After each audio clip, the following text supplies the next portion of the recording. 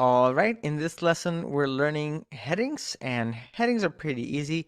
Let's go ahead and get started. I'm going to scroll right below my figure elements right here, and I'm going to begin with the most important heading of them all, and that is the H1.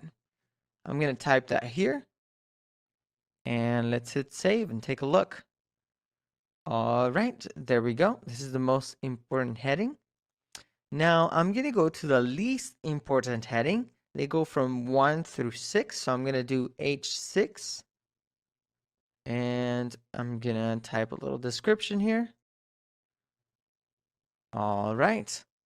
The browser will render these at different sizes. H1 is the largest and H6 as the smallest.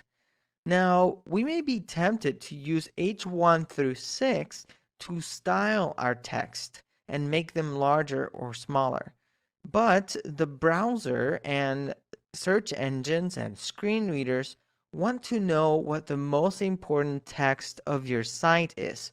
So use H1 through 6 to determine importance, not the size.